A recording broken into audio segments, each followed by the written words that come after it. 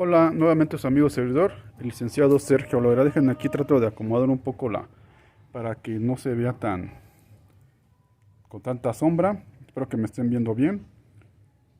Hoy, como puse, son un comentario acerca de viejas costumbres que siguen en las fiscalías, los ministerios públicos, y que también ciertas personas, ciertos ciudadanos, seguimos arrastrando en cuanto a la percepción de lo que es el llevar una denuncia ante un ministerio público. Y voy a ser concreto y lo más claro que se pueda. En mi desarrollo profesional como abogado y en el área penal, me he percatado muchas veces de circunstancias que por ahí un juez del sistema penal de la Ciudad de México, por ahí circula ese video donde está reprochándole al Ministerio Público y a los policías primer respondiente sobre unas entrevistas que rindieron estos primeros respondientes, porque son idénticas. Y cuando decimos idénticas son coma, punto y coma, las oraciones, hasta los errores ortográficos, vamos a decirlo así. ¿Qué es lo que sucede? Que sigue una vieja costumbre de crear culpables por diversas causas y circunstancias. Uno, pues creo que presunto culpable ya lo dejó en claro, que es que las fiscalías, los ministerios públicos y las procuradurías de justicia, sobre todo las estatales, buscan justificar, decir que se está combatiendo el delito y establecen estándares. Y cuando me refiero a estándares, dicen, tenemos que al mes que tener X número de carpetas, X número de detenidos, X números de carpetas judicializadas, etcétera, gente en prisión con delitos de prisión preventiva oficiosa, para que las estadísticas vayan aumentando de que el delito se persigue, se castigue y demás, ¿no? El delincuente no quede impune. ¿Cuál es el problema? Que en este afán de llevar eso, más allá de la corrupción, que va a ser un tema que voy a tocar, pues desgraciadamente, como el documental Presunto Culpable, eligen a las personas al azar muchas veces, una vieja costumbre que se sigue llevando al día de hoy. Nos quejamos de muchas cosas. Desgraciadamente sigue este asunto de las viejas costumbres de crear culpables para las estadísticas, para decir que estamos combatiendo el crimen. ¿Y cómo nos damos cuenta?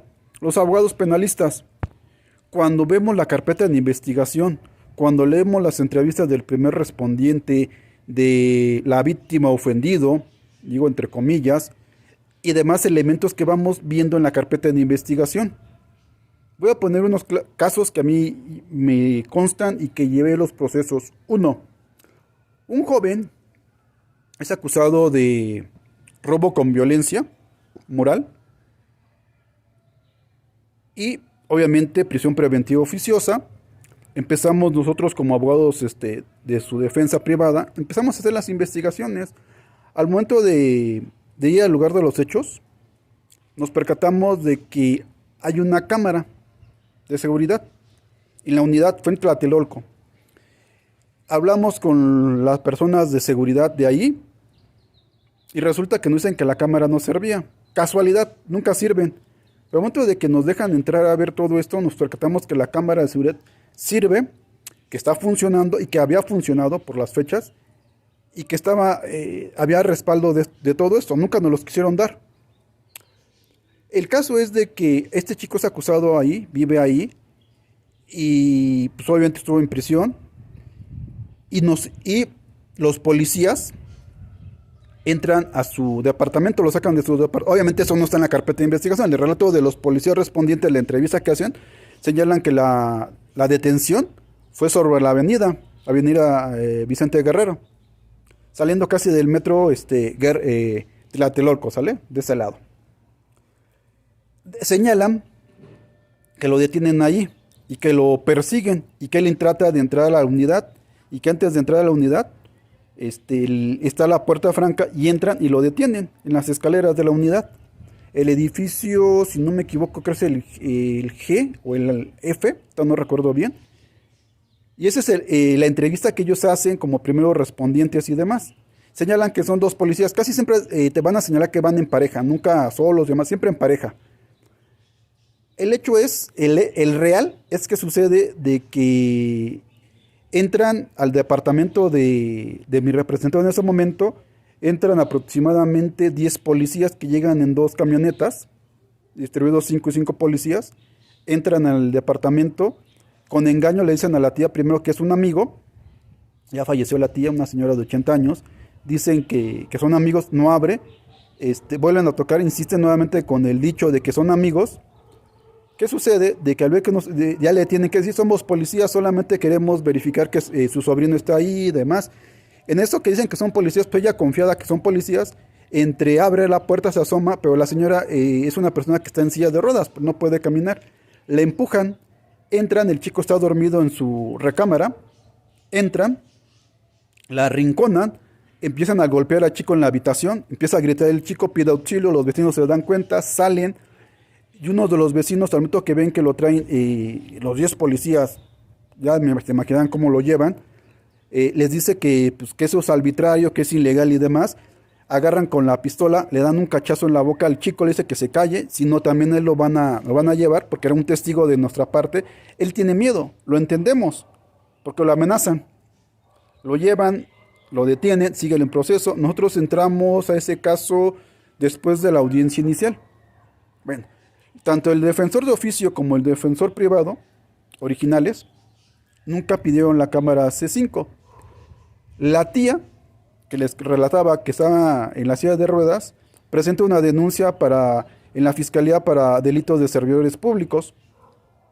La Ministerio Público, de que yo después fui asesor jurídico de la tía, por la denuncia que hace ella de estos hechos, de la manera arbitraria e ilegal que entraron a su departamento y la violencia de lujo que tuvieron para detener a su sobrino dentro de su propia casa sin orden judicial. Nos damos cuenta de que hay un video. Solicitamos el video. Fue todo un calvario conseguir el video para la audiencia intermedia y poder aportarlo como medio de prueba, porque el policía de investigación de Fiscalía para delitos de servidores públicos nunca estaba, y siempre se negaba y se negaba y se negaba y se negaba. Cuando tenemos el video, bueno, cuando ya me impongo como asesor jurídico de la tía contra estos policías, contra los 10 policías, hay que reconocer una buena servidora pública, la Ministerio Público de esta Fiscalía, nos da todas las facilidades para que presionar al policía y que nos entreguen el disco. Vemos el disco, vemos el contenido del video, y en los relatos de los primeros respondientes, las horas y también de la víctima ofendido, las horas que señalan que son coincidentes, tanto los primeros respondientes como del ofendido o de la víctima, estas horas que señalan, el video del C5 que nosotros conseguimos era desde las 9 de la mañana a las 11 de la mañana. Los hechos que relatan son que a las 10:30 más o menos pide el auxilio, es interceptado por el chico, lo amenaza con una navaja, todo eso. Las horas que señalan en las entrevistas, en el video, nunca coinciden. De hecho, nunca se ve la supuesta víctima ofendido sobre la avenida donde fue el asalto.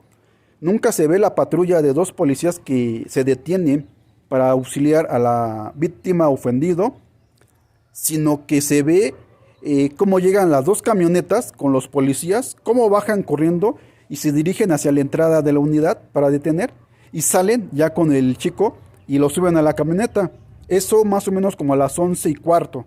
No coinciden las horas ni los lugares, modo, tiempo, lugar, ¿vale?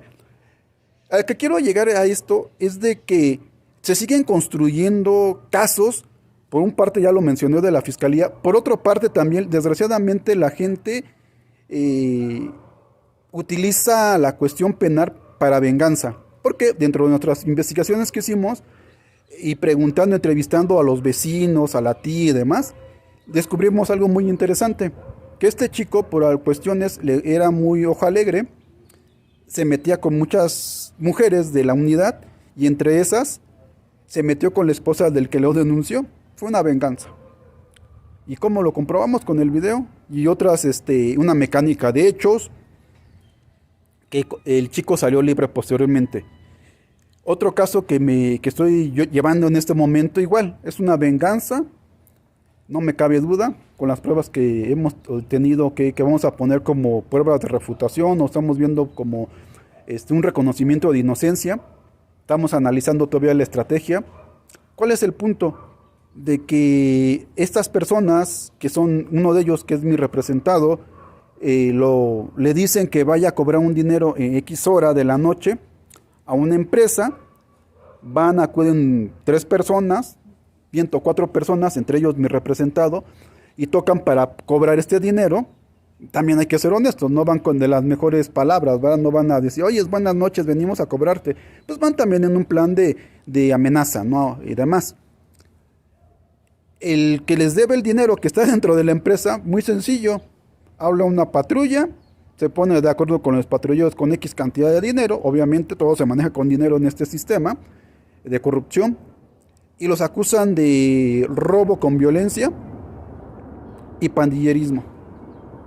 Robo en pandilla, ¿vale?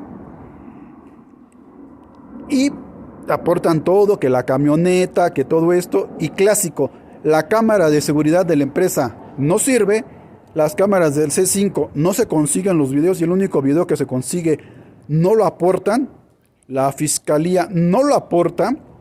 Por eso digo, es todo un caso esto de las viejas costumbres, tanto de las fiscalías como de los ciudadanos. Yo creo que es tiempo de que nos demos cuenta de que esto no debe de funcionar así. No debemos crear culpables, no debemos de utilizar la justicia penal para venganzas, porque van vidas ahí. Me han tocado casos tanto de gente que se separa, que lleva un proceso de divorcio, de violencia familiar, y que el abogado aconseja. También tenemos una gran responsabilidad como abogados. ¿Qué sucede a veces como abogados? Llevas un caso civil, dices, acúsalo de violencia familiar, acúsalo de abuso sexual de tu hijo, de violación, sin ver el gran daño que le puedes hacer a una persona con ese tipo de delitos, que van a costarle la libertad a una persona porque tu abogado te aconsejó que lo hicieras para que la parte procesal civil se vea, vamos a decirlo así, acelerada en un sentido, desacelerada en un sentido, estrategia de un civilista influyendo en un aspecto penal, o que consiguen un penalista para todos estos casos. Me toca otro caso. ¿Qué sucede? Acude a mí una persona muy asustada, me dice, me están acusando, tengo una carpeta por homicidio, por secuestro. Yo, a ver, pásamela, lo que tengas. Empiezo a leerla, a analizarla, digo, tranquilo, no hay elementos. Acudo a la fiscalía correspondiente, a las fiscalías correspondientes, empiezo a investigar y demás. Digo, mira, simplemente te quieren extorsionar, dímelo si no te han extorsionado. No, sí, me están extorsionando, que quieren X cantidad de dinero. Digo, tranquilo.